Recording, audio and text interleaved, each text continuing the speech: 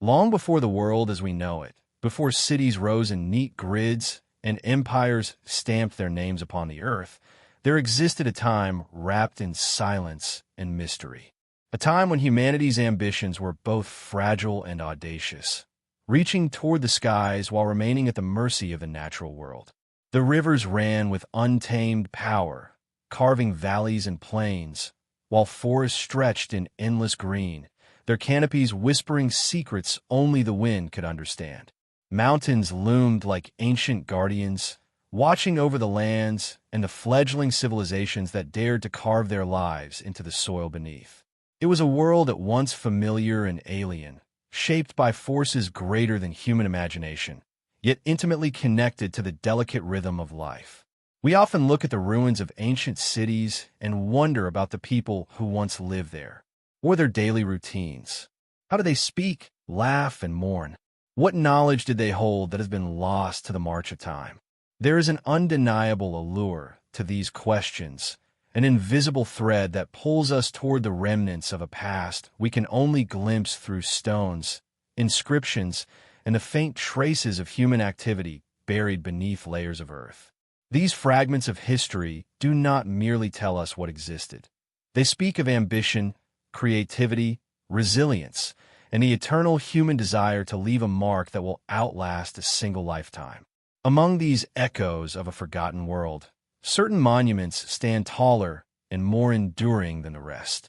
They are not merely buildings or piles of stone. They are testaments to ingenuity and perseverance, silent witnesses to the unfolding of history. Some were created to honor the heavens, their alignment with stars and planets revealing a sophisticated understanding of astronomy that continues to awe scholars today. Others were designed to protect, to endure, and perhaps even to challenge the very forces of nature that threatened to erase everything. And yet, for all their apparent permanence, these structures are surrounded by a veil of mystery. Who built them and why?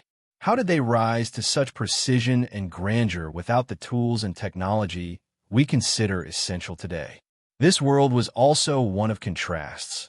Light against dark, order against chaos, known against unknown.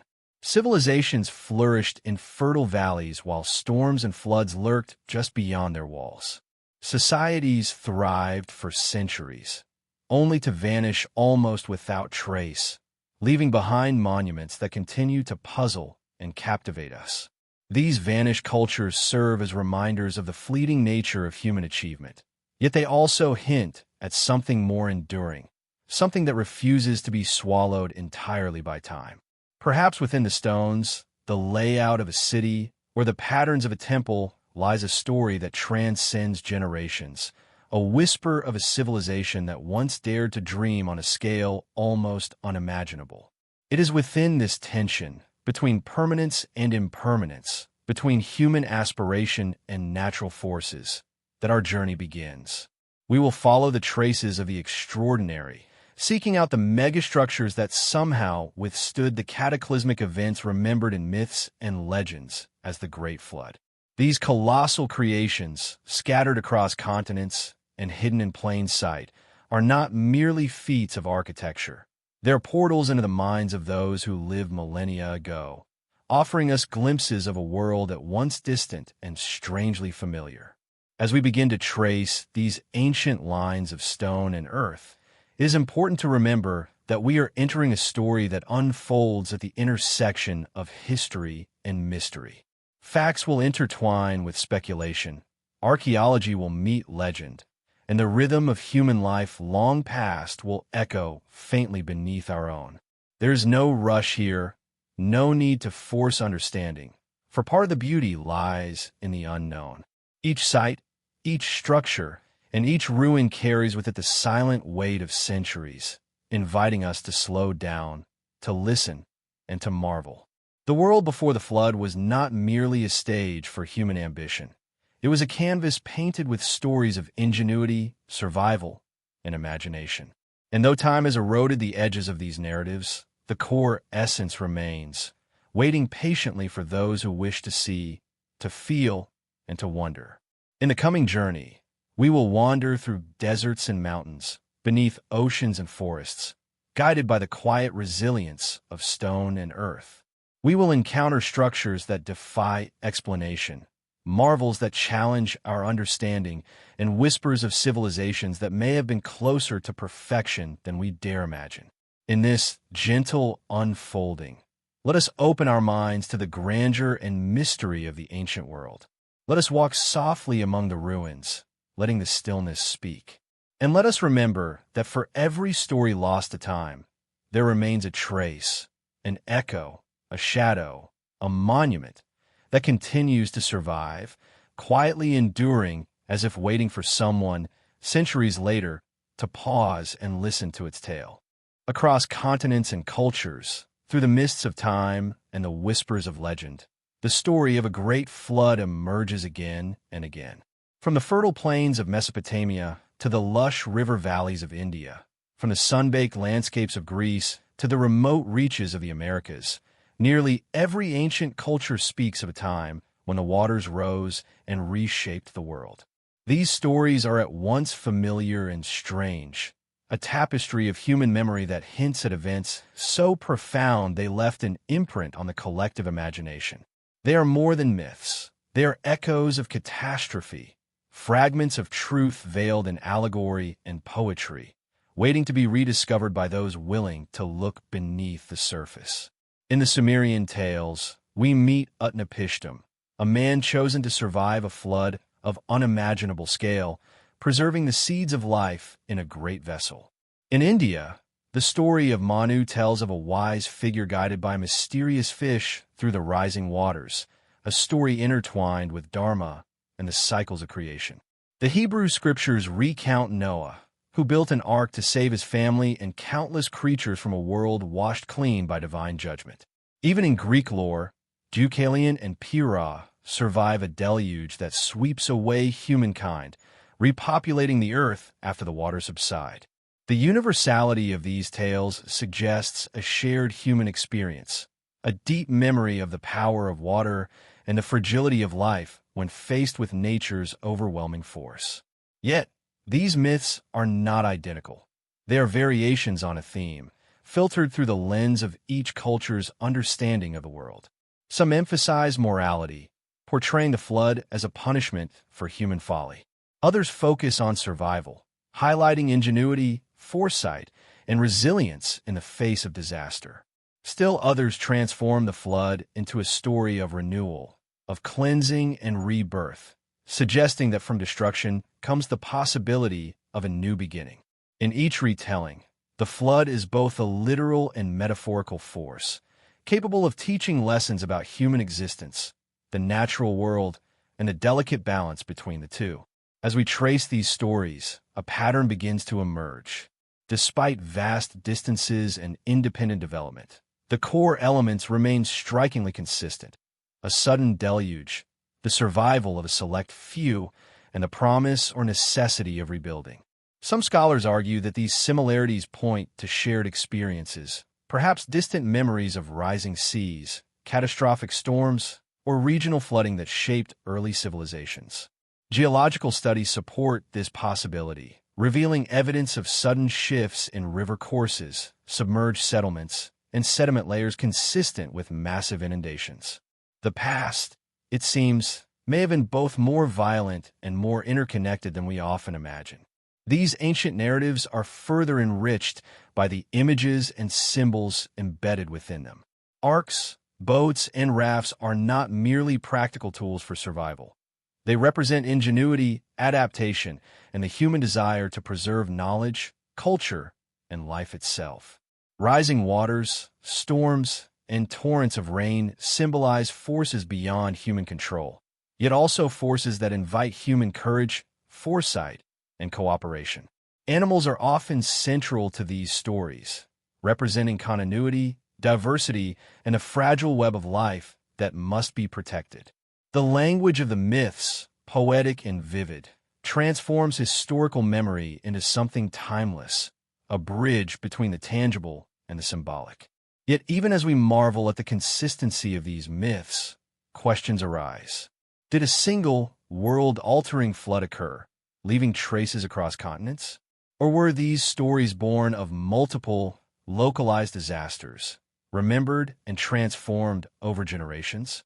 Perhaps the answer lies somewhere in between, a mixture of history and imagination, fact and storytelling, where each retelling carries the weight of both truth and interpretation.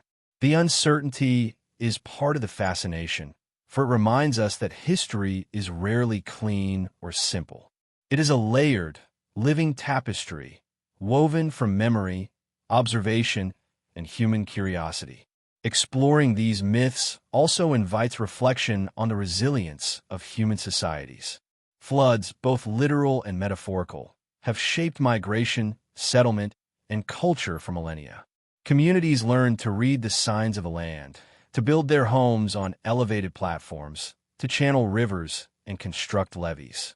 Over time, these adaptive strategies became encoded in culture and practice, even finding their way into the stories themselves. In this way, flood myths are not only narratives of loss, they are also guides for survival, emphasizing foresight, planning, and reverence for the forces of nature. The psychological and spiritual dimensions of flood myths are equally compelling. The Great Flood often serves as a threshold, a point of transition from one world to another. Those who survive are not merely lucky. They're chosen, prepared, or blessed with insight. Their journey through the waters mirrors an internal voyage, a confrontation with danger, a test of resilience, and ultimately, a transformation. By framing floods in moral, spiritual, or symbolic terms, ancient cultures imbued these events with meaning beyond the physical. They became stories that could be told at night, passed down through generations, comforting, instructing, and warning all at once. In contemplating these legends today, it is easy to feel both wonder and melancholy. Wonder at the ingenuity and courage of those who may have lived through unimaginable trials. Melancholy for the civilizations that vanished, their achievements submerged or forgotten, leaving only whispers in myth and monument. And yet, within this duality lies a quiet beauty. Even as the waters rise and civilizations fall, the stories endure. They travel across time and space, connecting us to ancestors we will never meet and events we may never fully understand. By examining these myths in context with archaeological evidence, we begin to glimpse the interplay between history and imagination, between fact and legend. Flood stories are more than entertaining tales. They are windows into human memory, cultural identity, and collective resilience. They remind us that while water can erase the world we know, it cannot erase our desire to endure, to record, and to understand. The same impulse that built arks, boats, and shelters thousands of years ago now drives us to uncover ruins, study sediments, and piece together the puzzle of our shared past. As we move from these universal myths to the tangible traces of megastructures that survived ancient floods, we carry with us the weight and wonder of these stories. They set the stage for our exploration of stone, earth, and ingenuity, monuments that, against all odds, withstood both human neglect and nature's fury.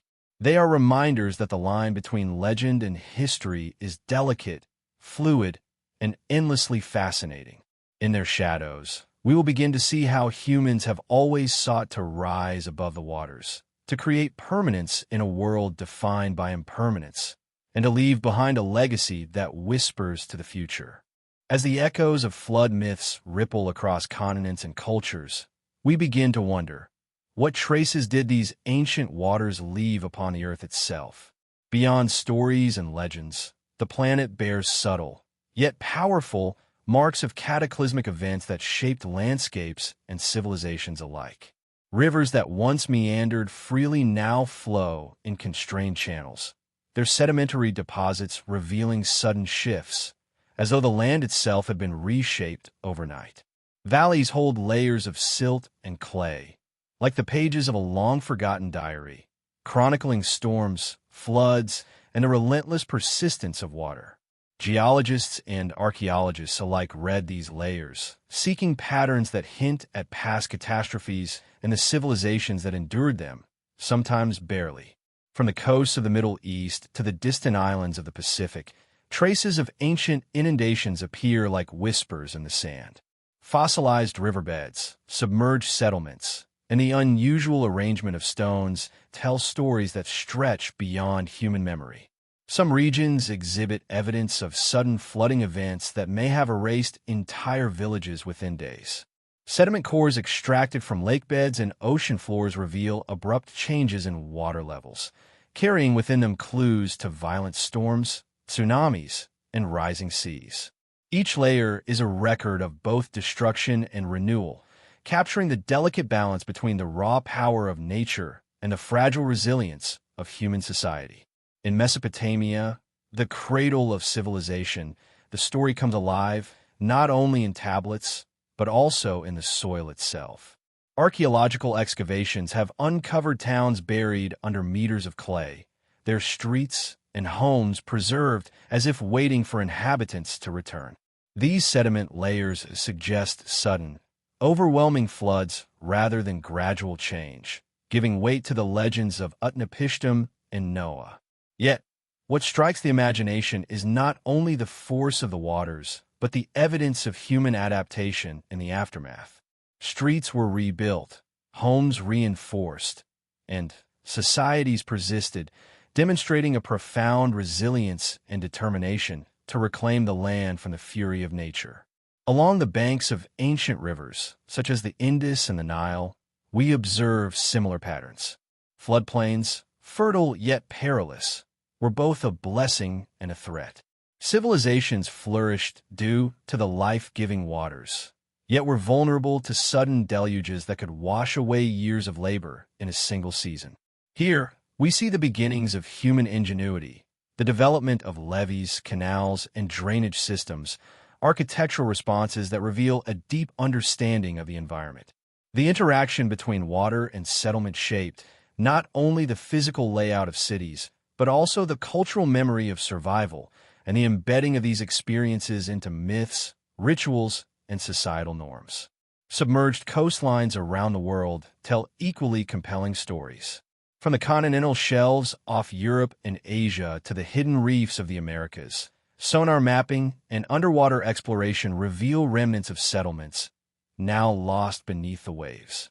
Stone foundations, roadways, and terraces appear in patterns that suggest complex planning and human occupation long before the rise of modern cities.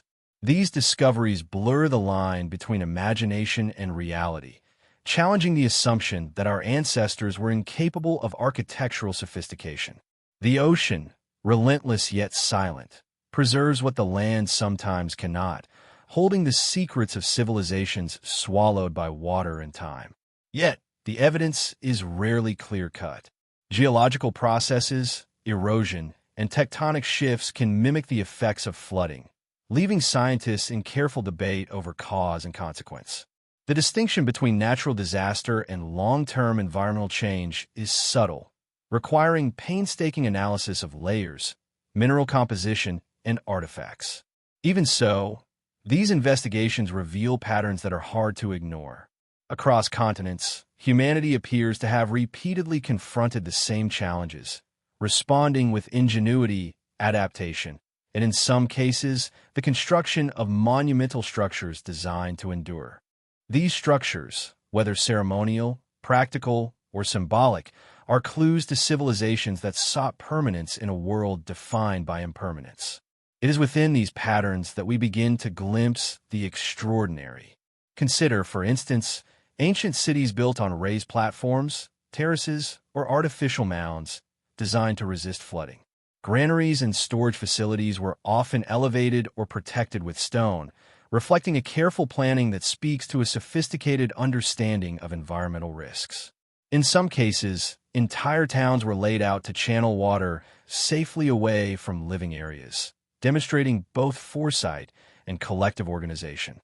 Each stone placed, each street planned, was a testament to the enduring human desire to survive, to preserve culture, and to maintain continuity in the face of forces beyond control. The natural world itself adds to the story, with rivers, mountains, and coastlines shaping the destiny of those who live beside them. Tides rise and fall, rains swell rivers, and winds push waves toward shores with silent, unyielding force. For the earliest civilizations, understanding and respecting these forces was essential, a matter of life and death. In observing the evidence left behind, we see that ancient societies were not passive victims. They were students of the earth, learning its rhythms and adapting accordingly. The interplay of natural power and human resilience forms a quiet tension that resonates throughout the structures, settlements, and landscapes we explore. What is particularly fascinating is how these traces of water intersect with the remnants of monumental construction. Across the globe, we find massive stone structures, temples, and cities that appear not merely as architectural statements, but as responses to the natural world. Their design often takes into account flooding, erosion, and environmental threats, suggesting that their builders anticipated the challenges posed by water. In some regions, these structures sit at the edge of rivers, atop elevated terraces, or on strategic high ground, offering both protection and permanence. Through careful observation, we begin to see a pattern. Human ingenuity rising to meet natural catastrophe, leaving behind monuments that are both practical and profoundly symbolic. In tracing the water's mark, we also confront the fragility of memory and the endurance of evidence. Floods may erase villages, but sediment preserves their story. Rising seas may consume coastlines, yet the foundations of stone speak of a time when life and architecture intertwined in remarkable harmony. By reading these traces, we gain a deeper understanding of the intimate relationship between humans and nature, of survival and adaptation, and of the ways in which civilizations encoded their wisdom into stone, layout, and design. Each discovery is a quiet reminder that even when the waters rise and sweep away life, human knowledge and creativity can endure, whispering across millennia. As we prepare to move from these subtle geological and environmental markers into the grandeur of megastructures, it is important to pause and reflect on what has come before. The evidence of the flood is not only in the myths passed down through generations, but also in the very earth beneath our feet, in layers of sediment, submerged ruins, and patterns etched into the landscape. These traces connect the stories of survival and ingenuity to the physical world, creating a bridge between legend and reality. It is along this bridge that we will begin to meet the colossal structures that have defied time and disaster, standing as enduring witnesses to the civilizations that dared to challenge the forces of nature. As the waters of time recede, leaving only whispers of ancient floods, we begin to perceive the first glimpses of human ambition made tangible in stone and earth. Across continents, scattered remnants of monumental structures rise like sentinels, standing against the erosion of centuries and the unpredictable wrath of nature. These are the megastructures of antiquity, immense creations that speak not only of engineering prowess, but also of vision, foresight, and a desire to leave an enduring mark on a world both beautiful and brutal. To behold them is to witness the intersection of human determination with the enduring forces of the planet, a dialogue of stone against river, mountain, and sky. Imagine a temple rising from the plains, its massive stones perfectly aligned, its walls etched with symbols that have endured millennia. Or a stepped pyramid, reaching skyward, its geometry precise, its foundations strong enough to withstand floods that may have swept away the settlements surrounding it. These structures are more than functional. They're statements, manifest expressions of human creativity and resilience. They exist at the border between the tangible and the mysterious, prompting questions that have echoed through generations. Who conceived these monuments? How were they constructed with such precision in times we often assume were primitive? And why did their builders choose the locations they did, often at the edges of rivers, atop elevated terraces, or in alignment with celestial phenomena? In the Middle East, The ziggurats of Sumeria and Akkadian emerge from the archaeological record as some of the earliest examples of monumental construction. Layer upon layer of baked brick, carefully set and often reinforced with clay, rise in geometric perfection, forming platforms that reach for the heavens.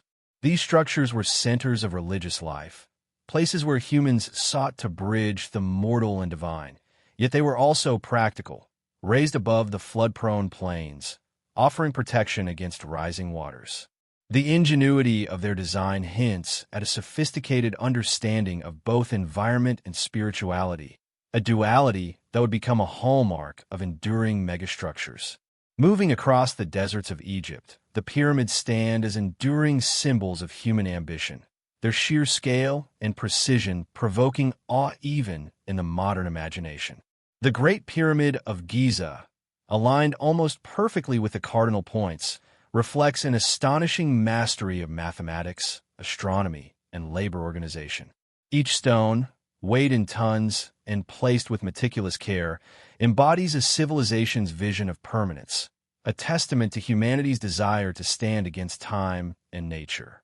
Here, the contrast between the fleeting life of ordinary citizens and the enduring monument to a pharaoh underscores the complex interplay of mortality, ambition, and legacy. Even today, these pyramids evoke quiet wonder, their presence a bridge between the known and the unknowable. In Europe, megalithic temples and stone circles present a different kind of marvel. Take, for instance, the enigmatic Stonehenge on the plains of southern England. Massive stones, some transported from hundreds of kilometers away, are arranged with an uncanny precision that aligns with solar and lunar cycles. While the purpose of Stonehenge remains debated, astronomical observatory, ceremonial site, or ritualistic gathering place, its construction hints at a deep understanding of the cosmos and a desire to encode that knowledge into enduring stone.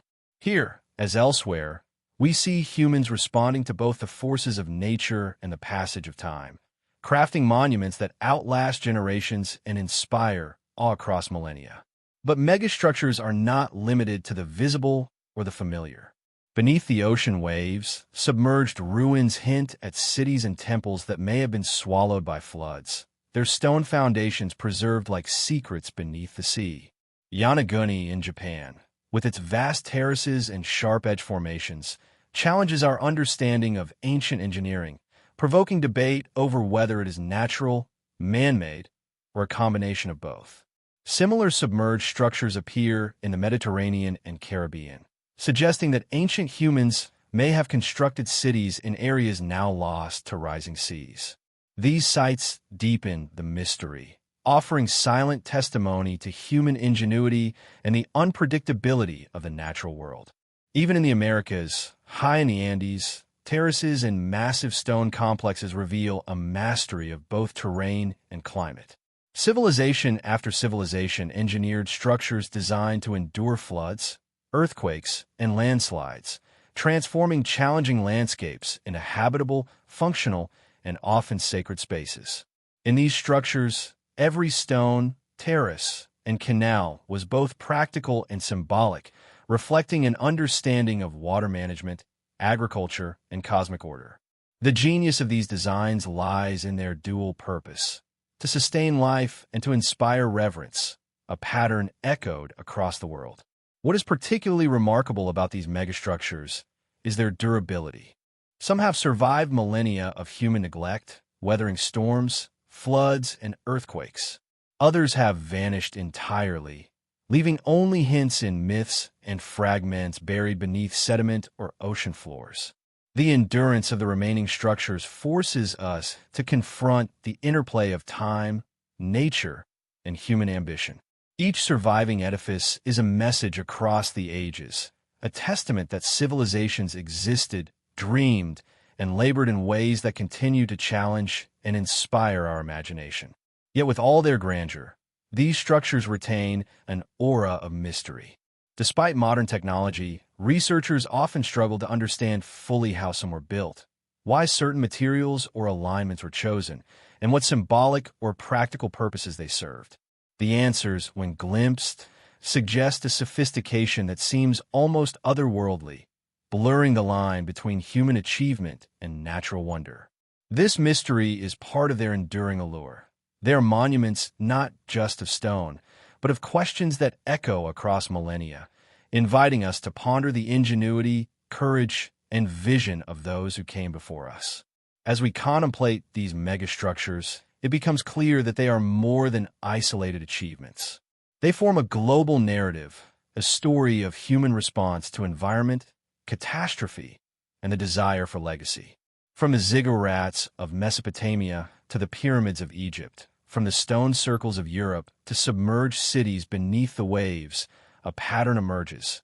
Humans have always sought to rise above the forces that threaten their existence, to create permanence in a world defined by impermanence. These structures are the culmination of observation, labor, and imagination, a record of how civilizations understood their world and how they sought to endure. And yet, even as we marvel at their scale and sophistication, the question lingers: what secrets do these monuments hold? What knowledge was encoded in their geometry, alignment, or placement that we have yet to uncover? The more we explore, the more we realize that each structure is a doorway to both history and mystery, inviting us to consider not just what humans built, but why, and what messages may have been intended for generations yet to come. It is in this tension between understanding and wonder, between stone and story, that the megastructures truly come alive. In tracing their origins and pondering their survival, we are also tracing a deeper human impulse, the desire to endure, to leave a mark upon a world that can be indifferent, even hostile. These ancient giants stand in quiet testimony to a universal truth, that even in the face of floods, storms, and the passage of countless centuries, human creativity can manifest in ways that inspire awe, spark curiosity, and whisper across the ages. It is here, at the edge of the known and the unknown, that our journey through the most extraordinary surviving megastructures begins. A journey that will take us from the deserts of Egypt to the misty mountains of the Andes, and from the sunken ruins beneath the sea to the enigmatic circles and temples scattered across ancient lands. Rising from the golden sands of Giza, the Great Pyramid stands as both a marvel and a mystery, its sheer scale challenging the imagination of all who behold it. From a distance, it is a perfect geometric silhouette against the horizon, sunlight glinting off weathered stones, as though the pyramid itself holds the memory of millennia within its massive form. This monument is not merely a tomb or a relic of a long-past civilization. It is a testament to human ambition, precision, and an unwavering desire to confront time itself. In its very presence, it speaks to us across thousands of years, inviting contemplation of a world where engineering, spirituality, and cosmic observation intertwined seamlessly. Constructed with millions of limestone blocks, each weighing several tons, the Great Pyramid reflects a level of planning and organization that still leaves scholars in awe. The logistics required to quarry, transport, and place each stone with extraordinary precision remain a subject of intense study and debate. How did workers move such massive stones across the desert? How were they aligned so perfectly with cardinal points, astronomical phenomena, and the surrounding landscape? The answers are elusive, and perhaps intentionally so, for part of the pyramid's power lies in its capacity to evoke wonder, a quiet reminder that human ingenuity can reach heights that seem almost supernatural. Inside the pyramid, the architectural complexity becomes even more remarkable. Chambers and corridors intersect with seemingly deliberate intention, some hidden, some aligned to the stars.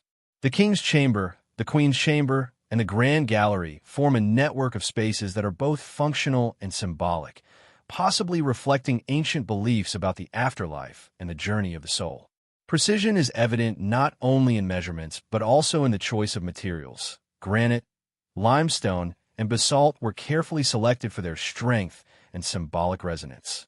Even the ventilation shafts, which align with particular stars, hint at an advanced understanding of astronomy, engineering, and ritual significance.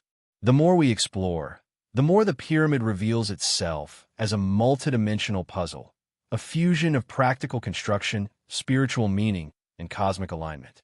Yet, for all its grandeur, the pyramid is shrouded in mystery. How did a civilization without modern technology accomplish such a feat? Theories abound, from ingenious ramp systems to lost tools and forgotten techniques, but certainty remains elusive. Some propose that knowledge was passed down from generations of master builders, perfected over centuries. Others speculate on the possibility of external influences, ideas so advanced they challenge our conventional understanding of ancient societies. Each theory underscores the contrast between what is known, stone, sand, labor, and what remains hidden in shadow, the processes, the minds, and perhaps even the motivations that brought this monument into existence. The location of the pyramid itself speaks volumes. Situated on the Giza Plateau, it rises above the floodplain of the Nile, a position chosen perhaps to avoid seasonal inundations and to assert dominion over the landscape.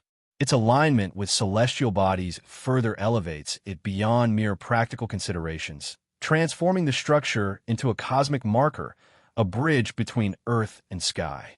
As sunlight moves across its surface during solstices, the interplay of light and shadow casts patterns that may have held ritual significance, silently marking the passage of time and reinforcing the connection between the pharaoh, the cosmos, and the divine.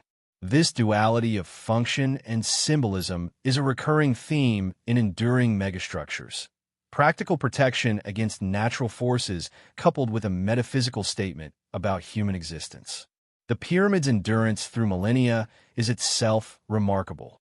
Sandstorms, earthquakes, and human activity have all left their marks. Yet the core of the structure remains intact, a silent sentinel witnessing the rise and fall of civilizations around it. It has survived climate shifts, changes in river courses, and centuries of curiosity-driven excavation. In this resilience, the pyramid becomes more than architecture. It becomes a story told in stone, a story of human ambition, skill, and the desire to create something eternal in a world that is constantly changing. Each worn block, each shadowed corridor, is a chapter in that narrative, whispering to those who approach with reverence and patience. The symbolic resonance of the Great Pyramid is equally profound. Ancient Egyptians believed in the journey of the soul, in resurrection, and in the power of the pharaoh to bridge the mortal and divine realms. The pyramid was more than a tomb. It was a vessel of transformation, designed to elevate the deceased to the heavens. This spiritual dimension intertwines seamlessly with its physical grandeur, reinforcing the contrast between the ephemeral life of humans and the enduring presence of monumental stone. The interplay of human mortality with architectural permanence offers a meditation on time, legacy, and the mysterious forces that govern both human aspiration and natural endurance. The Great Pyramid also invites reflection on the collective effort required to create such a wonder. Thousands of laborers, engineers, and craftsmen must have collaborated over decades, each contributing to a vision that transcended individual lifespans. Their knowledge of materials, alignment, and logistics suggests sophisticated social organization and a cultural commitment to a shared goal. Yet, their identities, motivations, and daily experiences remain largely hidden, leaving a space for imagination to fill in the gaps. This absence, this mystery, is part of what allows the pyramid to captivate the human mind across time, serving as a canvas upon which each generation projects curiosity, awe, and speculation. Modern investigations continue to uncover new facets of the pyramid. Hidden chambers, enigmatic air shafts, and traces of construction techniques hint at knowledge that has been lost or remains undeciphered. Advanced technologies, from ground-penetrating radar to 3D modeling, reveal the pyramid as a living puzzle, a structure that challenges assumptions about ancient capabilities. Even as we map its stones and measure its angles, the pyramid retains an aura of incompleteness, suggesting that its full story is not merely in the physical structure, but in the dialogue between human endeavor, mystery, and time itself. In contemplating the Great Pyramid, one cannot ignore the broader context of survival and resilience. It stands not only as a memorial to a pharaoh, but as a monument to human capacity to endure environmental challenges, to imagine and construct against odds, and to leave a lasting imprint on a world shaped by both natural forces and human hands. It embodies the tension we have observed in myths and archaeological evidence. Human ambition confronting nature, striving for permanence in a landscape that can be both nurturing and devastating. The pyramid, in its silent grandeur, asks us to reflect on the intersection of time, skill, and vision, and to consider what humans are capable of when guided by purpose, knowledge, and belief. As we prepare to move northward, away from the deserts of Egypt and across to the rolling plains of Europe, the story of Stonehenge awaits. Here, in a very different landscape, human ingenuity once again meets the forces of nature, producing monuments that are at once practical, spiritual, and enigmatic. The Great Pyramid has taught us to observe the interplay of scale, alignment, and endurance. Stonehenge will teach us to listen to rhythm, pattern, and cosmic connection. Together, they form chapters in the ongoing story of ancient megastructures, each whispering across the ages, inviting quiet contemplation and reminding us that the human desire to leave a mark is as ancient as civilization itself. Across the rolling plains of southern England, where morning mist drifts slowly over green pastures, Stonehenge rises like a sentinel of time. Its massive stones, some transported from hundreds of kilometers away, are arranged in a pattern that has baffled observers for millennia. Unlike the pyramids, which reach skyward with geometric precision, Stonehenge is grounded, circular, and intimate, yet no less enigmatic. The stones are heavy, their placement precise, and the alignment with celestial bodies hints at knowledge of the heavens that seems almost impossible for a prehistoric society. As we walk softly through the fields surrounding it, the monument feels alive with quiet energy, a tangible whisper of a civilization that understood both the earth beneath its feet and the stars above its head. The construction of Stonehenge is a story of ingenuity, patience, and the human desire to create something that endures.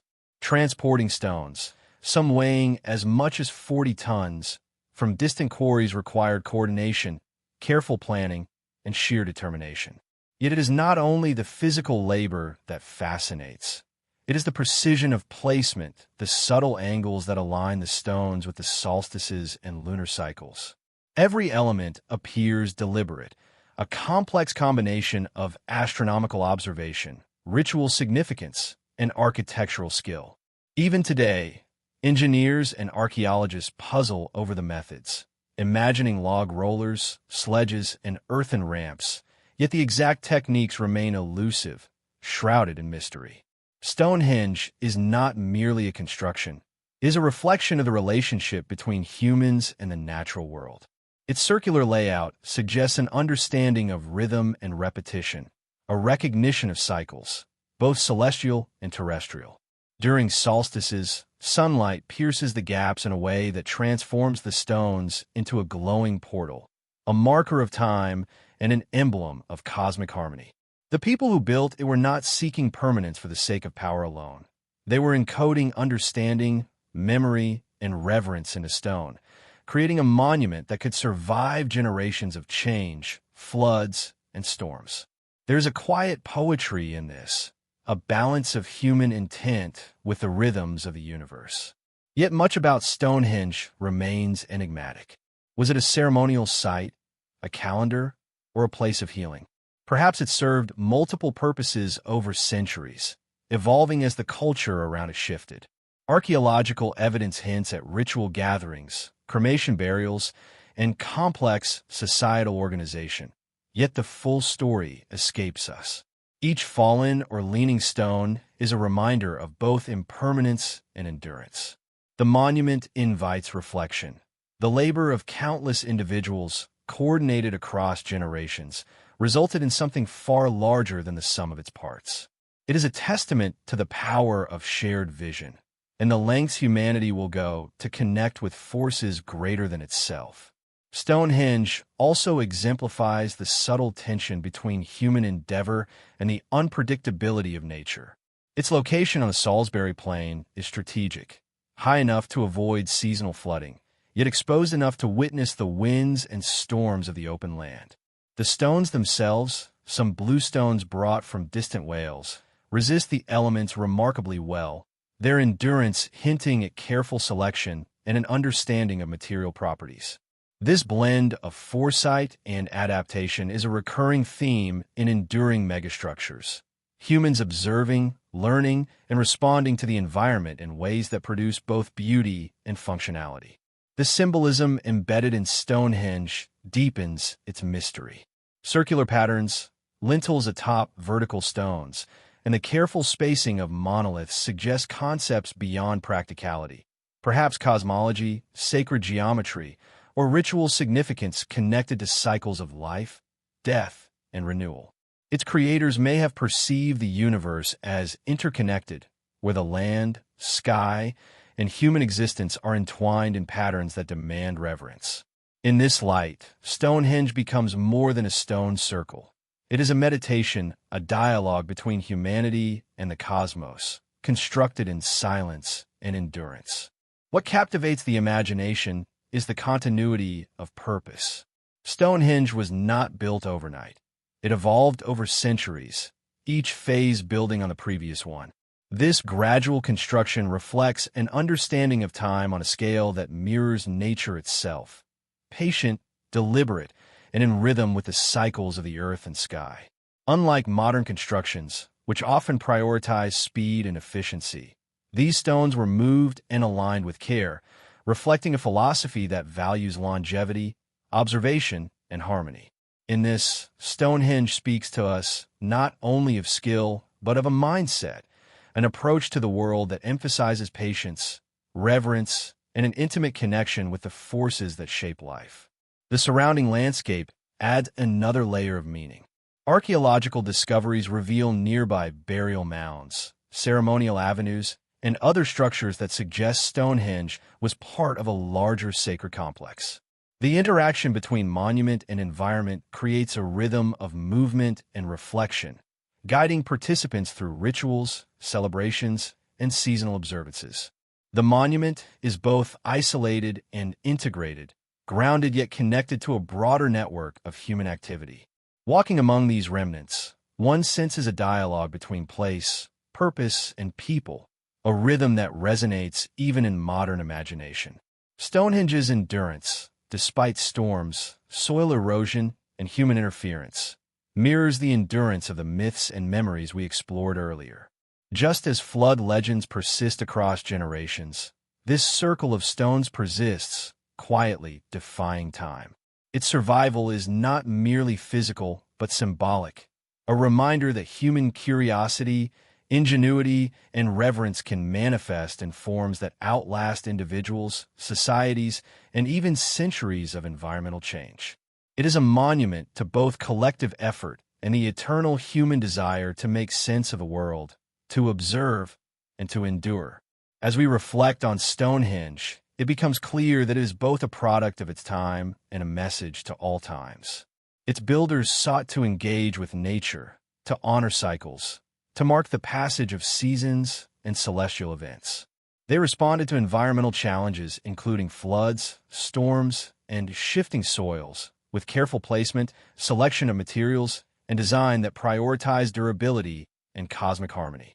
The monument's continued presence invites quiet contemplation, encouraging us to consider not only the technical mastery of the past, but also the philosophical and spiritual depth that guided human action. Stonehenge also bridges continents and eras, connecting us to distant cultures and their responses to nature's unpredictability. It resonates with other ancient megastructures, the pyramids of Egypt, the ziggurats of Mesopotamia, and the submerged cities of forgotten oceans, revealing a pattern of human resilience and ingenuity. In each case, humans observed, adapted, and built to endure, creating structures that survive catastrophe, flood, and time itself. The similarities are subtle but undeniable: alignment with nature, attention to detail, and a desire to leave a lasting imprint. As we prepare to leave the plains of southern England and explore submerged cities and underwater ruins, the lessons of Stonehenge accompany us.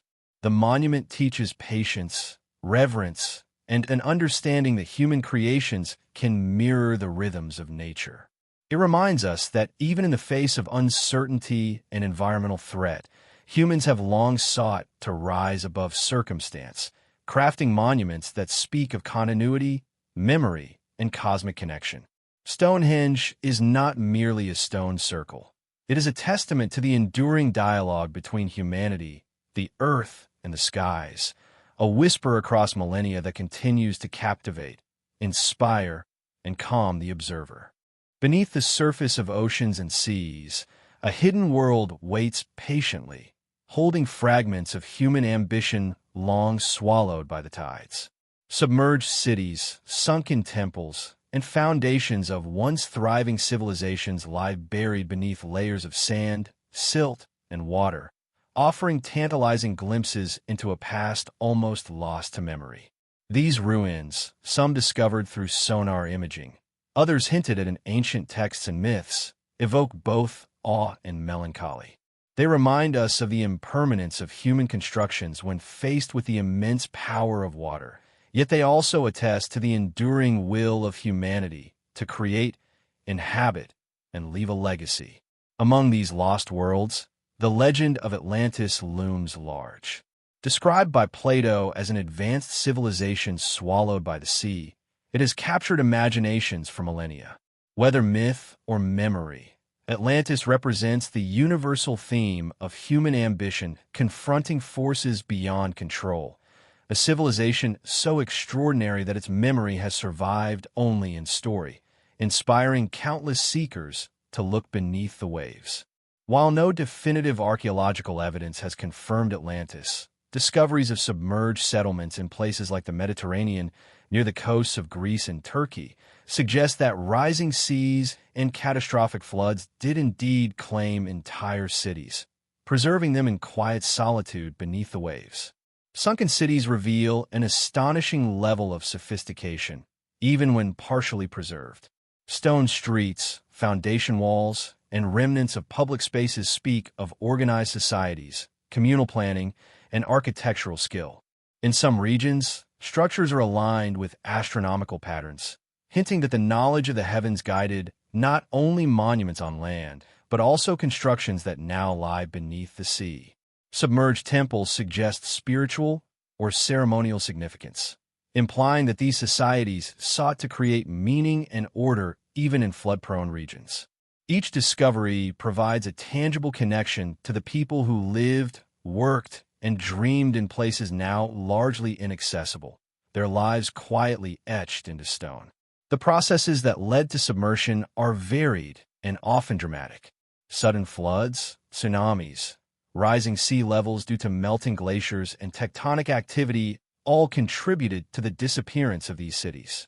Some may have been abandoned gradually as environmental changes made living conditions untenable, while others were overwhelmed in an instant, leaving artifacts frozen in time. Geological studies confirm that coastlines of ancient civilizations were dramatically different from today's maps, and the evidence of sunken architecture aligns with historical accounts of floods and cataclysmic events. The intersection of myth, historical memory, and scientific discovery forms a narrative both compelling and haunting. Exploration of submerged sites also highlights the ingenuity of early civilizations in coping with water. Canals, levees, and terraces are often visible, revealing careful planning to manage floods and sustain life. These civilizations were not merely passive victims of nature. They were observers, strategists, and builders who sought to harmonize their existence with environmental forces. The remnants of stone walls and pathways underwater echo the lessons of structures like Stonehenge and the pyramids, an enduring pattern of human adaptation, foresight, and determination. Even in the face of inevitable submersion, their builders demonstrated a profound understanding of the balance between human ambition and natural cycles. One of the most compelling aspects of these submerged cities is their silent testimony. Unlike structures that remain on land, these ruins speak softly, their messages muffled by water and time. Yet in their stillness lies profound storytelling. Each fallen block, each sunken column, is a reminder of human vulnerability and ingenuity. The contrast between the permanence of stone and the impermanence of human life is stark, yet the beauty lies in the persistence of memory, even in altered forms. The sea becomes both destroyer and preserver, concealing history while also safeguarding it from total erasure. Submerged sites also challenge our understanding of ancient technology. Moving massive stones or creating levees capable of withstanding floods suggests capabilities we often underestimate. While modern observers might attribute such feats to myth or exaggeration, the evidence beneath the waves insists on recognition of skill, planning, and innovation. There is a subtle dialogue between these lost cities and the structures that survived on land. Both sought durability, both reflect human ambition, and both offer insight into the delicate balance between imagination and practical necessity. The spiritual and cultural resonance of submerged ruins is also significant. Just as Stonehenge aligns with celestial cycles and the Great Pyramid connects the earthly and divine, underwater sites may have held similar symbolic importance. Temples, plazas, and ceremonial spaces suggest societies that understood their environment, celebrated their accomplishments, and sought meaning within the unpredictable rhythm of water. Even in their submersion, these structures convey intent and significance, reminding us that humanity's efforts to connect with nature and the divine are as old as civilization itself. Furthermore, submerged cities offer an invitation to reflect on cycles of rise and fall, creation and destruction. Just as myths of the Great Flood recount the obliteration of human settlements followed by renewal, these ruins embody that cycle in physical form. They speak of civilizations that dared to dream, build, and inhabit spaces that ultimately could not withstand the forces of the world, yet whose existence continues to resonate through time. The lesson is subtle but profound. Even impermanence carries a form of immortality when memory, story, and evidence endure. In contemplating these lost worlds beneath the waves, we also confront our own connection to history and nature. The same oceans that erased these cities now invite exploration, discovery, and reflection. Through diving, sonar mapping, and careful study, we become witnesses to both human achievement and vulnerability. There is a quiet intimacy in this act of discovery, a meditative process that mirrors the reflective tone of myths, megastructures, and ancient memories. We are drawn to listen, to observe, and to imagine, as though the ocean itself were whispering stories across millennia. As our journey continues, the lessons of submerged cities prepare us for an even broader exploration of human ingenuity and resilience. From the pyramids of Egypt to Stonehenge in England, and now to lost civilizations beneath the sea, a pattern emerges. Humans have long confronted the dual forces of nature and time, constructing monuments, cities, and temples that reflect both practicality and aspiration.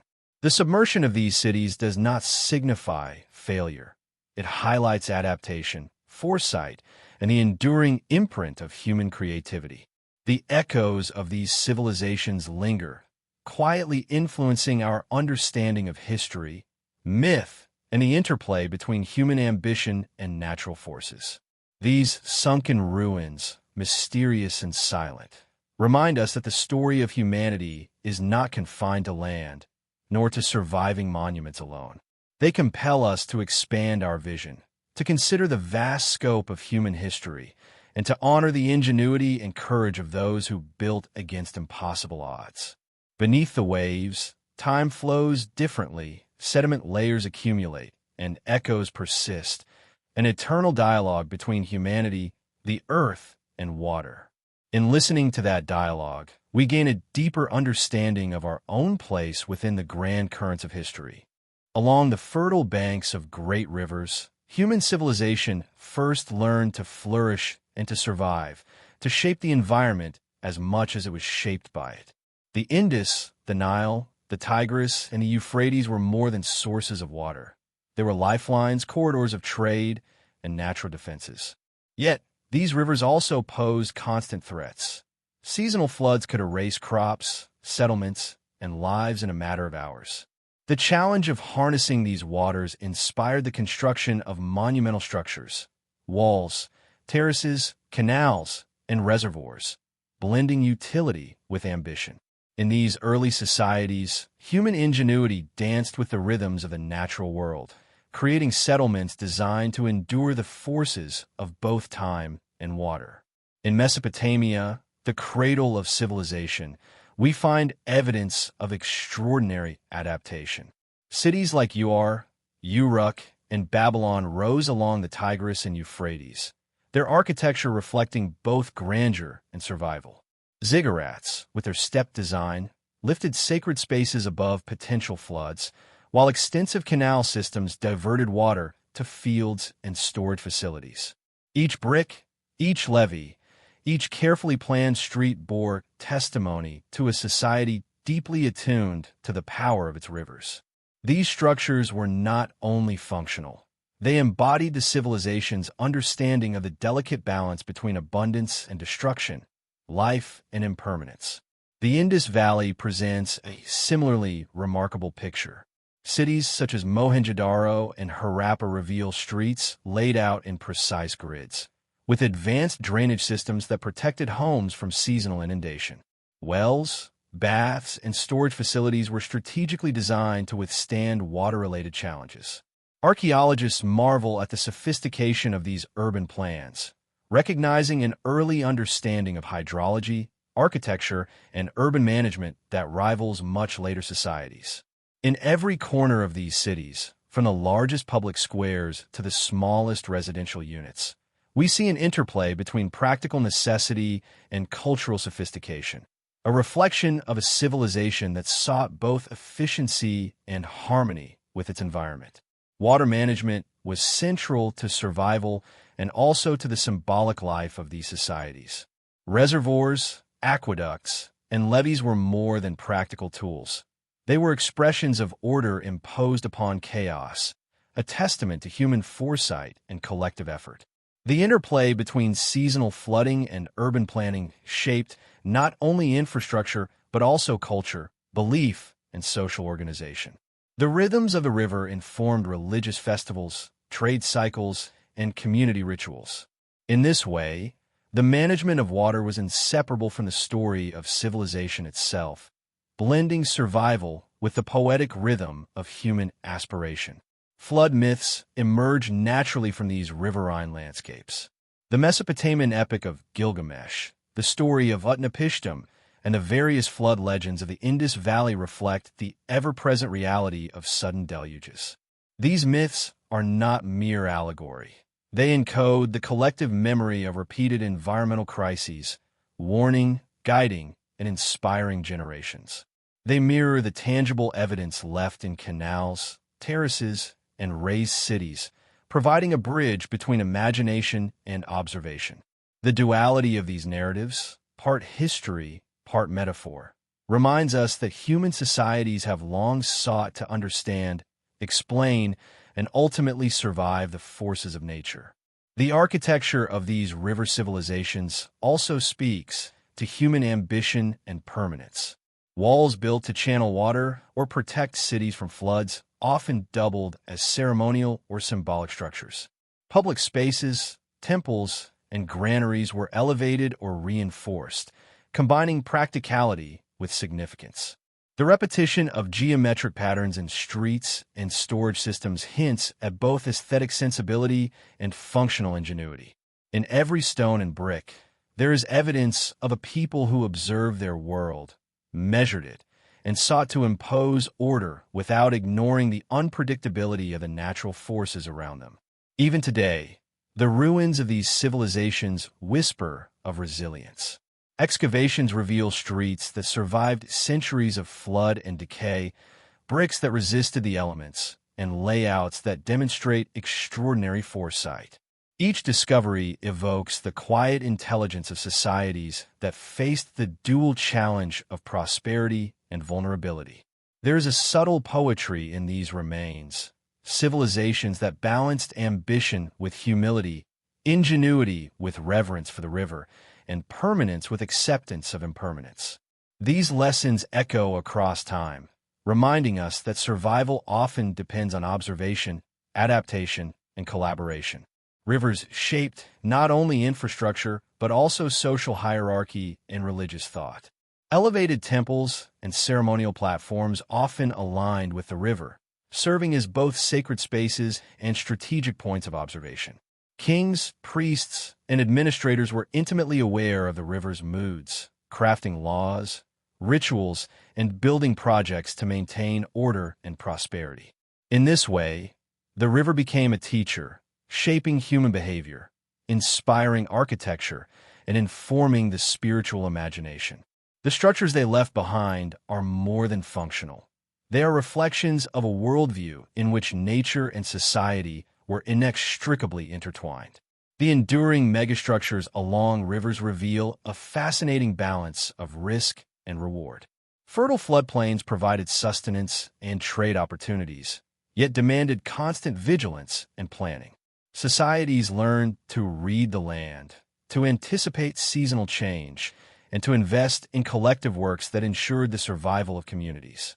In this delicate dance between human will and environmental forces, we witness the essence of resilience, a concept that stretches beyond the practical, reaching into culture, myth, and art. Each canal, terrace, and elevated city block becomes a silent testament to ingenuity and foresight. As we leave the river valleys and prepare to explore high-altitude terraces and mountain civilizations, the lessons of water management, resilience, and foresight travel with us. From Mesopotamia to the Indus, from the Nile to the plains of Sumer, humanity has repeatedly confronted the dual forces of nourishment and destruction, creating monuments, cities, and rituals that reflect both practicality and aspiration.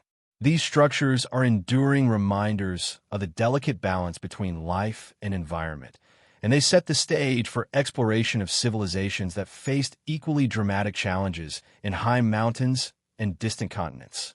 The story of river civilizations is, at its core, a meditation on adaptability.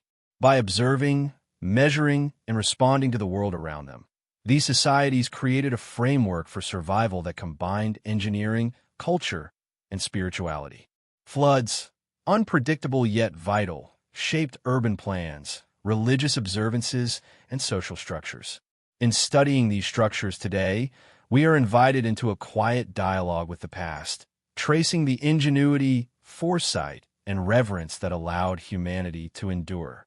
The rivers that nurtured these civilizations continue to flow, a reminder of nature's constancy and the enduring echo of human creativity. The legend of Atlantis has long captured the imagination of storytellers, scholars, and dreamers alike, a tale whispered across centuries of human history. From Plato's dialogues to modern interpretations, Atlantis is often depicted as a mighty civilization, advanced beyond its time, whose fate was sealed by a cataclysmic flood. Calm narration emphasizes the contrast between the vivid life described in myth, grand cities, magnificent temples, and unparalleled ingenuity, and the quiet, empty depths of the ocean where such a civilization might have disappeared. Archaeologists and geologists have long sought traces of Atlantis, exploring sunken land masses, underwater formations, and geological anomalies in the Atlantic Ocean.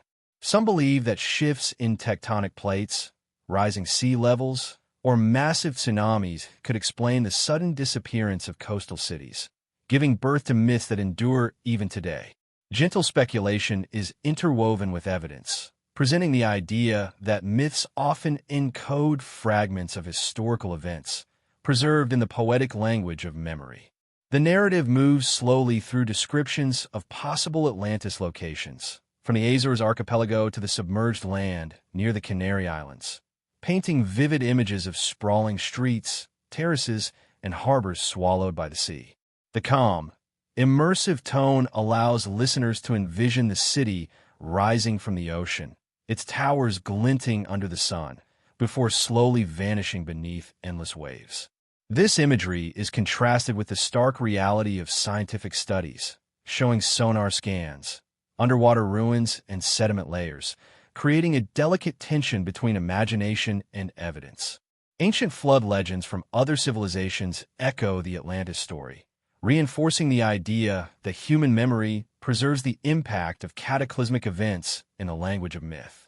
Narration draws gentle connections between Plato's account, Sumerian flood myths, and the stories from the Americas, suggesting that these stories may share a common inspiration: the overwhelming power of water to reshape landscapes and lives.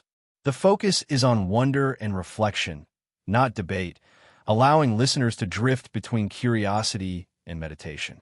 The section also explores the philosophical resonance of Atlantis, its symbolism as both a warning and a reminder of human ambition, fragility, and the limits of control over nature. The narration invites contemplation on the contrast between human creativity and vulnerability, the brilliance of civilization and its potential impermanence. The story of Atlantis becomes a metaphorical lens, framing the mysteries of other ancient megastructures that survived floods. As the section closes, the tone softens, evoking the quiet vastness of the Atlantic Ocean. The waters shimmer under moonlight, silently guarding whatever truths or fragments of civilization may lie beneath. Listeners are left with a sense of calm wonder, an awareness that the world's oceans hold both history and mystery, and that human imagination, memory, and resilience continue to bridge the gap between myth and reality. This gentle reflection naturally leads into the exploration of other megastructures across continents, linking the universal fascination with surviving civilizations to the tangible, enduring stones that still stand today. Across the vast tapestry of human history, towering stones and monumental constructions emerge as silent witnesses to both ingenuity and survival. From the windswept plains of Europe to the dense jungles of South America, ancient civilizations raised structures that defy comprehension, their enormity and precision evoking awe even millennia later. These monolithic marvels, carefully placed and often aligned with the heavens, tell stories of human ambition, resilience, and an intimate understanding of nature's rhythms, perhaps shaped in part by the cataclysmic floods that swept the earth. In Malta, the megalithic temples of Hagar Kim and Najdra rise atop rugged limestone cliffs, their massive stones forming intricate chambers and sanctuaries. Calm narration paints the picture of early builders moving immense rocks with techniques still debated today, their efforts echoing across time. These structures, designed to harness celestial alignments and seasonal changes, suggest a deep awareness of environmental cycles, including the ebb and flow of water. As waves crash against the nearby coastline, one can almost imagine the builders observing the sea, learning from its force, and embedding that knowledge into enduring stone. Stonehenge in England offers another window into human mastery over monumental construction. Standing as a circle of massive sarsen stones and smaller bluestones, it is both a mystery and a marvel, its purpose debated yet undeniably profound. Narration gently traces the winter solstice light piercing the ancient circle, illustrating the careful observation of time and nature. Scholars suggest that such structures could serve both ritualistic and practical purposes, marking the seasons and perhaps offering guidance in agricultural planning. Yet, the silent stones also invite contemplation. What did these monuments mean to the people who raised them? Were they markers of survival, of knowledge preserved against the threat of environmental upheaval? Across the ocean, the stone cities of South America reveal a similar dialogue between humans and nature. Machu Picchu, perched high in the Andes, blends seamlessly with jagged mountain ridges, terraced slopes, and hidden aqueducts. Narration emphasizes the contrast between the serenity of these heights and the looming threat of landslides and floods that could sweep through valleys below.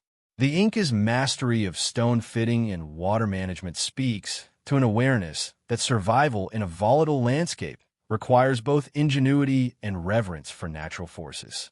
Each terrace and canal becomes a testament to resilience, quietly resisting the erosion of time and water.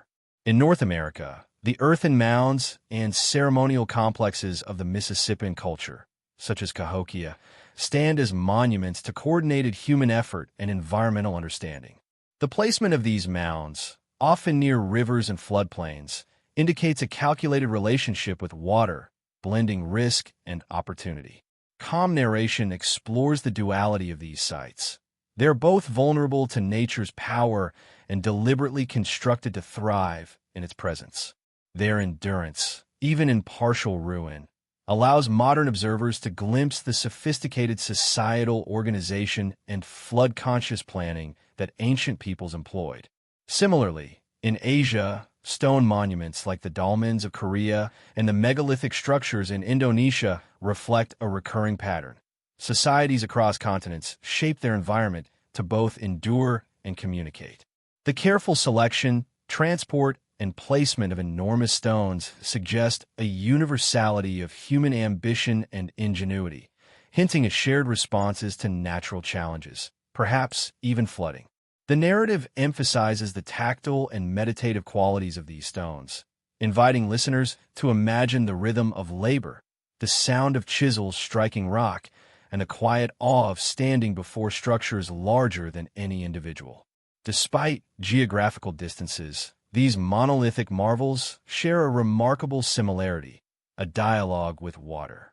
Whether through aqueducts, drainage systems, or elevated platforms, these constructions reflect an understanding of the risks posed by rivers, tides, and seasonal floods. Calm narration underscores this delicate balance between human creation and natural forces, reinforcing the overarching theme of the documentary, that survival, memory, and adaptation are etched not only in myth, but in the stones that have endured against time, weather, and water. As this section draws to a close, the narration gently guides the listener to reflect on the universality of human response to catastrophe. Across continents and oceans, different peoples, separated by distance and language, created enduring monuments to knowledge, resilience, and hope. The stones themselves, silent and unmoving, invite meditation on human ambition, ingenuity, and the quiet whispers of history that persist even beneath changing skies and rising waters. This reflection naturally leads into the next section, which will explore why some structures survived while others succumbed, deepening the contemplation of human resilience in the face of nature's overwhelming power. Across the ancient world, monumental structures stand as silent witnesses to events that have long vanished beneath the tides of time. Yet, a question lingers softly in the mind. Why did some structures endure while others disappeared entirely, lost to floods, earthquakes, or the relentless passage of centuries? This enigma of survival is both a practical and philosophical puzzle, inviting reflection on human ingenuity, environmental forces, and the delicate interplay between construction, nature, and chance. Calm narration guides the listener through an exploration of these factors, blending historical evidence with contemplative musings, allowing the story to unfold like a gentle tide washing over forgotten shores. The first layer of understanding comes from construction techniques themselves. Ancient builders, in regions prone to seasonal or catastrophic flooding, often raised foundations above expected water levels, incorporated sophisticated drainage systems, or shaped stones to resist erosion. Observing these surviving megastructures, one begins to sense a quiet genius at work, an intimate understanding of material, weight, and natural forces that allowed these monuments to endure when less carefully planned structures vanished. The narration highlights examples from Mesopotamia, Egypt, and South America, noting how stone, brick, and earth were not simply raw materials, but carefully chosen allies in the struggle against decay and inundation. Yet survival is never purely technical. Location, gently whispered, plays an equally crucial role. Cities built on elevated plains, terraced mountainsides, or protected river bends often fared better against flooding than those situated directly in vulnerable floodplains. Narration paints the picture of ancient surveyors tracing contours with eyes attuned to the land, understanding not only immediate threats, but long-term patterns of water and erosion. Such placements suggest an extraordinary observational skill, a rhythm of interaction with the environment that modern engineers sometimes struggle to replicate. The contrast between strategic siting and the loss of nearby settlements deepens the sense of wonder, highlighting that survival was as much about wisdom as labor. Another subtle yet vital factor is the purpose and symbolic weight of these structures. Temples, ziggurats, and pyramids were not merely functional. They were embodiments of cultural memory, devotion, and human ambition. The careful attention lavished upon sacred spaces, often through monumental construction, may have contributed to their resilience. Narration reflects on the quiet irony that these structures survived in part because they mattered profoundly to their creators, while ordinary homes, workshops, and even entire cities were more expendable. This contrast between the sacred and the everyday, between enduring stone and vanishing timber, creates a contemplative tension, reminding listeners that survival often intertwines with meaning and value. Natural forces, however, remain a central character in this narrative. Floods, earthquakes, wind, and fire shape the fate of civilizations, indifferent to human intention. Calmly narrated examples show how certain structures, by virtue of geometry, mass, or sheer placement, absorbed or deflected destructive forces. Some pyramids, with their sloped sides, shed water and resist earthquakes. Some ziggurats, stepped and massive, endured seasonal floods that reshaped the surrounding plains. These interactions between human design and nature's power evoke awe, revealing that survival is never accidental but a subtle negotiation with the environment, sometimes informed by observation, sometimes by intuition, and sometimes by chance. Philosophically, the enigma of survival prompts reflection on impermanence and memory. These enduring monuments, while defying time, also speak to the fragility of human endeavors. Listeners are invited to imagine the cities, homes, and works of countless generations that have vanished without a trace, their stories now silent, leaving only the monuments that were built with exceptional care, foresight, or fortune. The narrative softly contrasts presence and absence, permanence and transience, allowing the mind to linger in quiet meditation on what it means to endure. The enigma deepens further when considering cultural continuity. Some surviving structures became foundations for new civilizations, their stones reused, their designs inspiring subsequent generations. In contrast, entirely lost civilizations remain enigmas, known only through fragments of myth, artifacts, or the faintest traces beneath water and soil. This duality, presence and erasure, remembered and forgotten, creates a poetic rhythm, reinforcing the documentary's overarching theme of mystery balanced with history, fact with imagination. As this section concludes, the narration gently leads the listener toward reflection on the intimate messages encoded in these ancient stones. Each enduring structure is not merely a relic, but a repository of knowledge, survival strategies, and human experience, whispering across the millennia.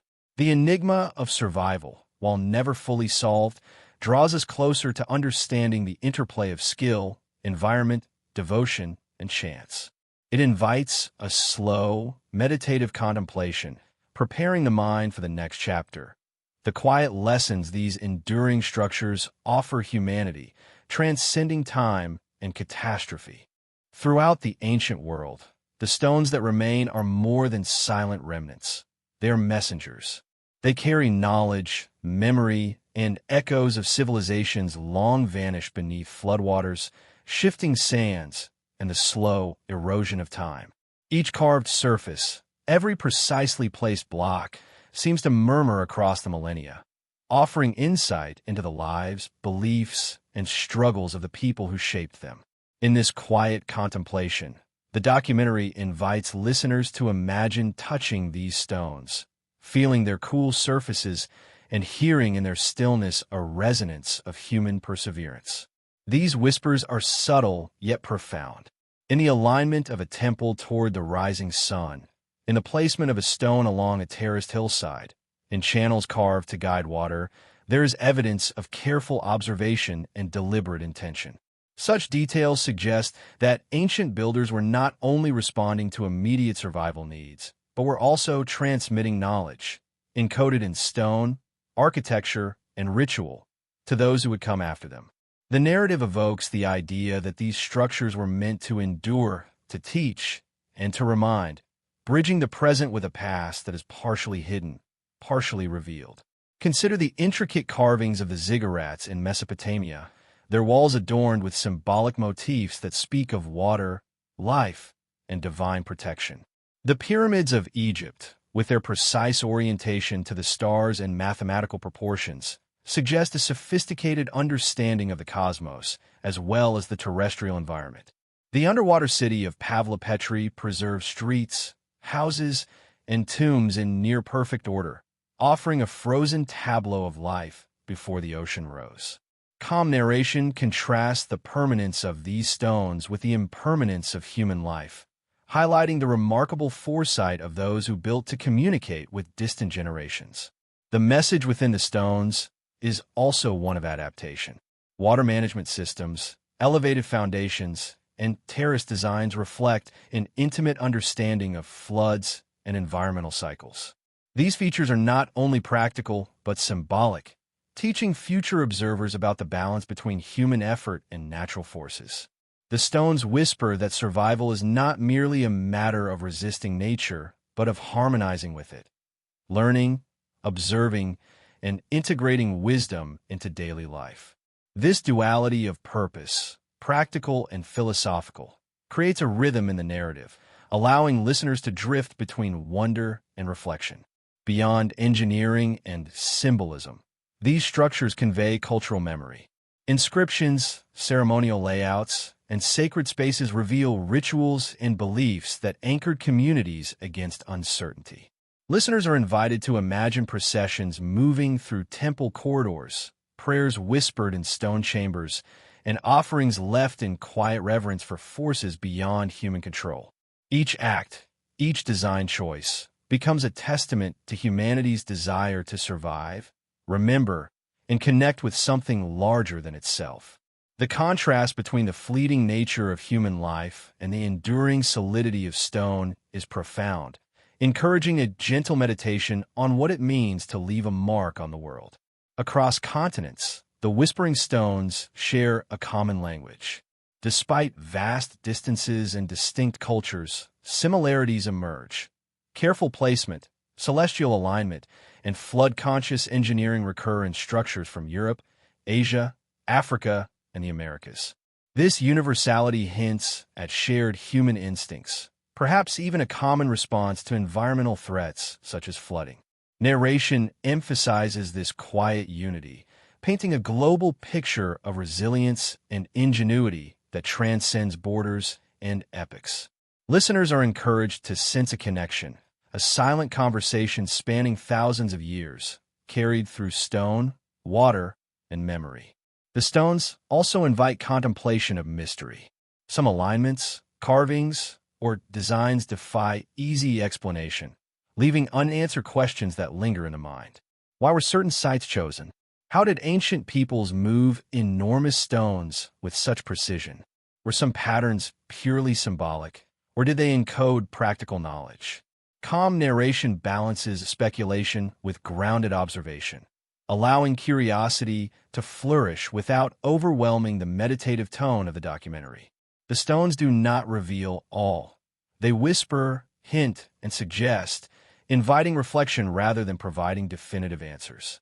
As the section progresses, attention turns to the emotional resonance of these whispers.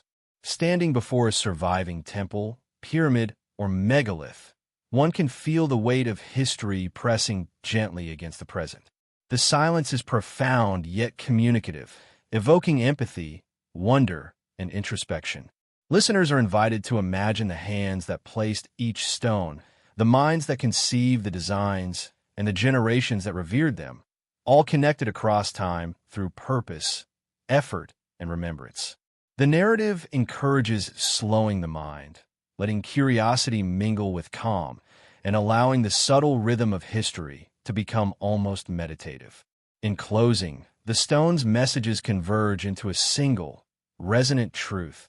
The human life, though fragile, leaves traces meant to endure. Whether warning of floods, honoring deities, recording knowledge, or celebrating survival, these enduring structures remind us that history is not only written on paper, but carved into earth, stone, and memory. The whispers of these stones, faint yet persistent, prepare the viewer for reflection on the lessons encoded within. Lessons of resilience, foresight, and the quiet power of human creativity. This transition leads naturally to the next section, which gently explores what humanity can learn from the survival and wisdom embedded in these ancient creations, turning curiosity into contemplation. As we trace the quiet paths of ancient civilizations and stand before the enduring stones they left behind, a profound question emerges. What can we learn from those who survived the cataclysms of the past? The floods, both literal and symbolic, serve not only as a reminder of nature's immense power, but also as a lens through which human ingenuity, adaptability, and foresight become visible. Calm narration invites listeners to move gently through the echoes of history, to absorb lessons embedded in stone, water channels, terraces, and the alignment of temples to celestial rhythms. These lessons are subtle, not prescriptive. They whisper possibilities rather than demands, urging reflection on resilience, planning, and a delicate balance between human ambition and the forces of nature. First, there is the lesson of observation. Across continents, ancient builders demonstrated a careful, attentive relationship with their environment. They watched rivers, tides, and seasonal changes. They understood soil, rock, and the shifting patterns of water. This deep awareness allowed them to design structures that endured, not by resisting nature blindly, but by integrating with its rhythms. Narration emphasizes this gentle symbiosis, contrasting the towering structures that survived floods with the fragile settlements that vanished without a trace. The message is clear. Knowledge of the environment, patience, and attentive observation are vital tools for survival. Timeless lessons echoed in every surviving monument. Second, the structures teach the value of foresight and planning. Cities raised above floodplains, terraces carved into mountainsides, and canals designed to redirect water reflect strategic thinking across generations. These measures were not hasty improvisations. They were deliberate, thoughtful designs intended to safeguard communities against predictable and unpredictable threats alike. Calm narration invites the listener to imagine the long-term thinking that went into such projects, the careful planning that spanned seasons, lifetimes, and even dynasties. There is a subtle poetry in this approach, an understanding that survival requires patience, precision, and a vision that stretches beyond the immediate present. Another lesson emerges from the cultural and spiritual significance of these structures. Temples, ziggurats, and ceremonial complexes were often designed to endure because they held meaning that transcended utility. The reverence shown to sacred sites ensured that labor, resources, and care were devoted to their construction, making them more resilient than ordinary dwellings. Narration reflects on the interplay between human values and survival. The act of investing meaning into a place, of elevating it above the ordinary, can fortify it against both time and nature. This lesson resonates subtly, suggesting that what we cherish and honor may outlast what we take for granted. The flood also imparts lessons of humility. Even the grandest civilizations, for all their knowledge and skill, were vulnerable to water's quiet persistence. Rivers can change course, tides can rise, storms can overwhelm. Calm narration contrasts the permanence of stone with the transience of life, reminding listeners that resilience is a combination of skill, planning, and acceptance of forces beyond our control. In this duality, strength paired with humility, lies a contemplative rhythm that invites reflection, a meditation on how humans can coexist with powerful natural systems rather than attempt to dominate them entirely. Furthermore, the floods encoded collaboration as a key to survival. Monumental constructions required collective effort, meticulous coordination, and the pooling of knowledge. This echoes across the megaliths of Malta, the pyramids of Egypt, and the terraced cities of the Andes. Calm narration evokes the quiet rhythm of work. Hands lifting stone, chisels carving precise channels, teams moving with shared understanding, painting a vivid picture of human cooperation as both practical and symbolic. The enduring structures thus become metaphors for unity and shared responsibility, demonstrating that survival often depends not on individual brilliance alone, but on the sustained effort of many. These lessons extend beyond practical architecture and engineering. They are philosophical reminders that civilizations can endure through intentionality, observation, and wisdom. By studying the choices of our ancestors, we uncover principles that remain relevant today. Respect for natural cycles, foresight in planning, reverence for knowledge, humility before forces larger than ourselves, and collaboration across generations. The floods, though destructive, are transformed through reflection into teachers, offering insight as gentle as a river's flow. As this section draws to a close, the narration turns inward, inviting listeners to consider how these lessons apply to contemporary life.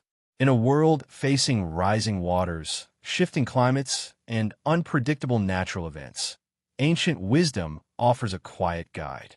The stone structures, terraces, and canals are not relics of a bygone era, but enduring reminders that adaptation, respect for nature, and thoughtful planning can ensure continuity, even in the face of overwhelming forces. The section transitions seamlessly toward the next chapter, bridging past and present, human ingenuity and natural challenge. It sets the stage for a contemplation of how these lessons echo into modern times, where the knowledge of surviving floods, encoded in stone and tradition, can inspire reflection, preparation, and a deeper appreciation for the delicate balance between humanity and the natural world. The listener is left with a gentle sense of awe, curiosity, and calm introspection, ready to follow the narrative into the broader echoes of history and its relevance today. As we move from the ancient past into the present, the lessons whispered by enduring megastructures resonate with a new clarity. The floods that shaped civilizations long ago mirror the challenges of our own world, from rising sea levels to increasingly unpredictable weather patterns. Calm narration draws gentle parallels between ancient engineering and modern efforts to adapt, reminding listeners that humanity has always navigated the tension between creation and nature. The stones, canals, terraces, and submerged cities of the past are not simply relics. They are echoes, guiding us to consider both the fragility and resilience inherent in human societies. Modern architects and engineers often look to ancient practices for inspiration, discovering that the wisdom embedded in millennia-old structures remains remarkably relevant. Techniques for managing water, for building with local materials, and for harmonizing structures with natural landscapes echo strategies seen in ziggurats, pyramids, and terrace cities. Calm narration encourages viewers to envision the quiet lessons flowing across time. How careful observation of rivers, tides, and seasonal cycles allowed past civilizations to endure, and how such insights might inform sustainable practices today. There is a meditative rhythm to this reflection, blending curiosity with a sense of calm understanding. The narrative gently contrasts the fragility of modern urban life with the enduring solidity of ancient stone. Contemporary cities, often sprawling and densely populated, remain vulnerable to floods, storms, and other natural disruptions. Yet the ancient survivors remind us that foresight, adaptation, and harmony with the environment can enhance resilience. By observing what endured and what disappeared, listeners are invited to consider how societies might better respect natural forces while maintaining human creativity and comfort. The contrast between then and now highlights both human vulnerability and ingenuity in a subtle, contemplative manner. Beyond engineering and adaptation, the echoes of the past carry philosophical resonance. Ancient civilizations approached water not merely as a threat, but as a living, dynamic force, worthy of respect, observation, and integration into daily life. Calm narration emphasizes that this mindset nurtured both survival and creativity. Today, as we confront environmental change, the same principles, respect, observation, planning, and collaboration, remain critical. The stones, terraces, and canals thus become teachers once more, offering quiet guidance across millennia. The story also invites reflection on memory and legacy. Just as submerged cities, enduring temples, and aligned stones preserve the efforts of past generations, so too does modern humanity leave imprints on the planet. The bridges, dams, and skyscrapers of today may one day inspire wonder or fade beneath rising waters. Calm narration encourages a meditative perspective, suggesting that how we live, build, and interact with nature contributes to a legacy that will ripple into the future. The echoes of ancient floods remind us that human resilience is intertwined with humility, observation, and thoughtful action. As this section draws to a close, attention shifts to the continuity of human curiosity and adaptation. The same questions that drove ancient peoples to study rivers, align stones, and plan for catastrophe continue to guide us. How can we survive and thrive in the face of forces larger than ourselves? How can knowledge, experience, and observation be preserved for generations yet to come? The narrative gently invites listeners to reflect on these questions, bridging the contemplative space between past and present, preparation and possibility. This calm reflection sets the stage for the final section, a closing meditation on human resilience, creativity, and memory. Listeners are guided to move slowly into the concluding thoughts, carrying a sense of awe and tranquility inspired by both ancient marvels and the enduring wisdom they offer for modern life. The gentle rhythm of the narration mirrors the flow of water itself, evoking both continuity and serenity as the documentary approaches its final, reflective chapter. As the journey through ancient megastructures and the great floods of the past comes to a gentle close, a quiet reflection emerges, a meditation on human resilience, memory, and the enduring dialogue between civilization and nature. The stones, terraces, submerged cities, and monuments explored throughout this documentary are not merely remnants of bygone eras. They are storytellers. They whisper across millennia, recounting tales of ingenuity, survival, adaptation, and the delicate balance humans have maintained with the forces of water, earth, and sky. Calm narration invites the listener to breathe slowly, letting the weight and depth of these stories settle softly into the mind, like water flowing over a smooth stone. These structures, some monumental, some modest, all share a common thread. They endure. They endure because of foresight, observation, devotion, and collaboration. They endure because ancient peoples, through careful planning and reverence for nature, embedded lessons in stone that continue to resonate today. The reflection draws attention to the contrast between permanence and impermanence. While empires rise and fall, while cities are swallowed by tides or buried beneath shifting sands, these enduring works remain, silently connecting the past to the present. Listeners are encouraged to feel the subtle hum of continuity, understanding that human creativity can transcend even the most devastating forces of nature. The timeless current of human ingenuity is visible not only in the physical structures themselves, but in the ideas they carry. Every carefully aligned stone, every aqueduct, canal, and Terra speaks to an understanding of natural rhythms, of water's power, and of the necessity to live in harmony with the environment. Calm narration gently contrasts the raw force of floods with the deliberate, patient efforts of humans who sought to coexist with them rather than resist them blindly. There is a soft poetry in this realization that survival is not simply about endurance, but about understanding, adaptation, and respect. The great floods, real or mythic, become a lens through which to view humanity's capacity for foresight, wisdom, and resilience. These reflections extend beyond survival to encompass memory and legacy. Just as ancient builders invested meaning, knowledge, and care into their creations, modern listeners are reminded that our actions today contribute to the story of tomorrow. The echoes of past civilizations suggest that the choices we make, the care we take, and the understanding we cultivate can leave enduring impressions, not always in stone, but in knowledge, culture, and the ways we shape our world. Calm narration encourages a sense of continuity, a feeling that humanity, in its countless iterations, is both fragile and enduring, fleeting yet capable of leaving profound traces. The narrative also embraces mystery. Despite millennia of study, countless questions remain unanswered. How were some of these massive stones moved with such precision? What exact knowledge guided ancient flood-conscious planning? Why did some civilizations survive while others vanished entirely? These mysteries, left unresolved, are not gaps but invitations to wonder, to reflect, and to imagine. The calm, poetic tone reassures listeners that curiosity and awe are themselves part of the human experience, a current that flows as steadily as water, linking past to present and present to future.